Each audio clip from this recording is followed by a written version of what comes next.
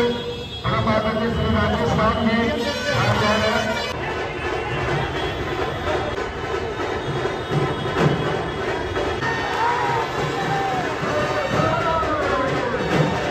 यहाँ पे आज 14 अप्रैल को बाबा साहब भीमराव अम्बेडकर जी का जयंती मना रहे हैं तथा बहुत दिनों से जो हमारा ये अम्बेडकर जी का मूर्ति यहाँ पे अनावरण नहीं हुआ था, उद्घाटन नहीं हुआ था, आज उनका उद्घाटन हुआ है। और यहाँ पे आज हर जाति वर्ग के लोग बहुत ही हर्षोल्लास के साथ उनका जयंती मना रहे हैं। क्योंकि देखिए, बहुत लोग सोचते हैं कि बाबा साहब सिर्फ SC/ST के रहे, लेकिन ऐसा नहीं है। वो SC, ST, OBC जनरल सबके हैं। अच्छा, आप लोग, मैं आपसे ये पूछना चाहूँगा, जनता से ये पूछना चाहूँगा कि क्या बाबा साहब जब आरक्षण का मांग किए थे, महिला आरक्षण का मांग किए थे कि समानता का अधिकार हो, तो उसमें कहीं लिखा हुआ है कि सिर्फ SC/ST या OBC की महिला की होगी? नहीं, वो सबके लिए, तो वो सबके थे। वो समानता का अधिकार दिलवाने के लिए हम लोग के लिए लड़े थे। और उनके कारण ही वो चाह रहे थे कि जो नीचे वर्ग के लोग हैं वो आएँ और एक सामान्य वर्ग के लोग के साथ वो उठ बैठ सकें और समान लोग की तरह ज़िंदगी जी सकें। महिलाओं के साथ उतना पहले होता था, सती प्रथा था, ठीक है, बहुत सारा आप सुने होंगे कि स्तन टैक्स लगता था। तो ये सब का विरोध होते होते आज के डेट में यदि वो नहीं रहते तो बहुत कुछ खत्म नहीं होता। पहले पानी पीने के लिए दलित लोगों को पानी पीने का अधिकार नहीं था।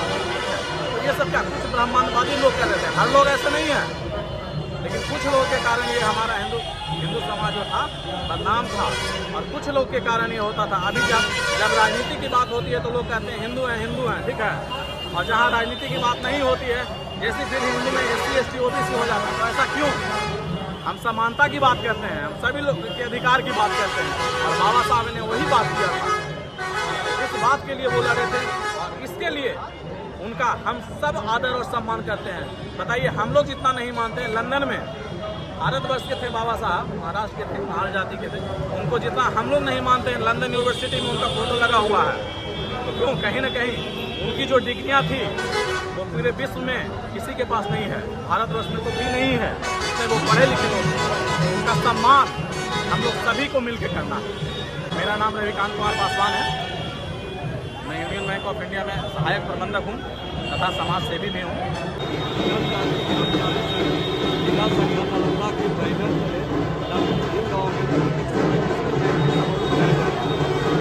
बाबा साहब का ऐसा मूल नारा था, शिक्षित बनो, संगठित हो और संघर्ष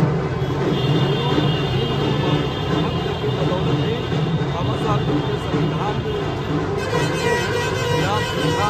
बांटकर अब संगठन लाकर अब संघर्ष कीजिए और अपने मुकाम को हासिल करें। ये 135वें जन्म दिवस के शुभ अवसर पर पूरे नालंदा वासी अनुसूचित जाति और जनजाति कर्मचारियों पदाधिकारियों का से यहाँ कार्यक्रम किया गया, और पूरे नालंदा जिला के तमाम अम्बेडकरवादियों के द्वारा भरपूर समर्थन मिला। और उन्होंने कहा था कि आप पढ़ना लिखना सीखो, अब जब पढ़ लिख जाइए तो आपका रास्ता स्वयं ही अपने आप हो जाएगा। इसलिए शिक्षा बाबा साहब का मूलमंत्र था, शिक्षा शेरनी का दूध है, जो पिएगा सो दहाड़ेगा। और आज़ाद तलवारों से ताकत एक कलम में होती है। बाबा साहब को बताए हुए रास्ते पर चलना होगा और संविधान में दी गई शक्तियों को